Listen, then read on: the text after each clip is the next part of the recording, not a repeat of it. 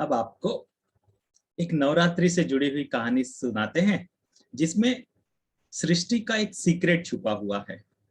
ये बात तब की है जब हम आश्रम में एक नवरात्रि अटेंड कर रहे थे। तो पहले कई बार ऐसा होता था, गुरुदेव नवरात्रि के बीच में वहां एक स्वामी जी रहते थे। गुरु जी के साथ में वो स्टेज पर भी बैठते थे नवरात्रि के दरमियान। गेरुए कलर के वस्त्र पहने हुए थे और बहुत सुंदर कहानियां बताते थे। तो गुरुजी कई बार नवरात्रि कार्यक्रम के दरमियान शाम के सत्संग में उन्हें कुछ कहानी बताने के लिए कहते थे। तो ये कहानी उन्होंने बताई थी और एक सृष्टि का सीक्रेट उन्होंने अनवेल किया था। तो उन्होंने शुरुआत कैसे करी? गुरुजी ने कहा कि महाराज जी अभी आपको एक कहानी सुनाएंगे। तो महाराज जी ने माइक लिया और इस तरह से शुरू किया, नारायण नारायण नारायण नारायण। वो जब भी कोई टॉक की शुरुआत करते थे तो 4 बार नारायण कहते थे। और उन्होंने फिर कहा कि जब कभी भी नारायण का नाम लेने का अवसर मिले तो उसे चूकना नहीं। अभी मेरे साथ जितने भी लोगों ने नारायण नहीं कहा, चलिए एक बार फिर से बोलिए। और इसी के साथ साथ आप लोग भी सब लोग बोलिए हमारे साथ में, नारायण नारायण नारायण नारायण।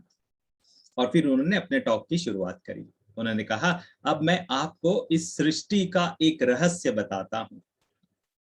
अब हम बड़े ध्यान से सुनने लग गए, क्योंकि जब कभी भी कोई ज्ञानी व्यक्ति सीक्रेट, रहस्य या गुप्त विद्या ऐसी कोई बात बता रहे तो अपने सारे काम दाम छोड़कर उस जगह पर 100% अटेंटिव हो जाना।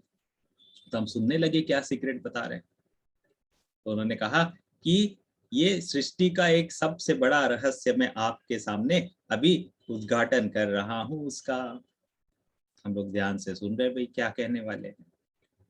फिर उन्होंने कहा, इस संसार में आपको जो कुछ भी चाहिए वो सब आपको मिलेगा।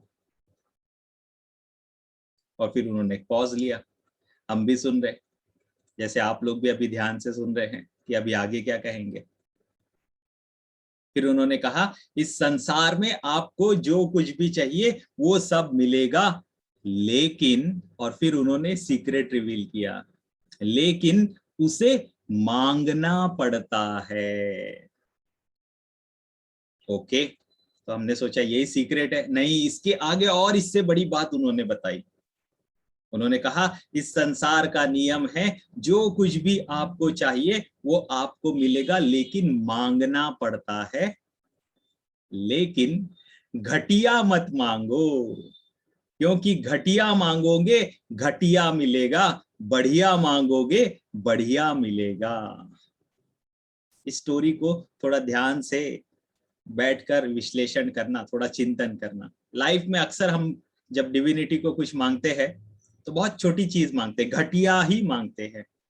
मैं ये नहीं कह रहा हूं कि जीवन में हमें जो कुछ भी चाहिए वो घटिया ही है, पैसा, नाम, शोहरत, बट कोई चीज ऐसी मांगो जिससे इन सारी चीजों की जरूरत पूरी हो जाए, बढ़िया। क्योंकि ऊपर वाला देने बैठा है, आप जो मांगेंगे वह वो देगा। घटिया मांगोगे घटिया मिलेगा, बढ़िया मांगोगे बढ़िया मिलेगा। जय गुरुदेव।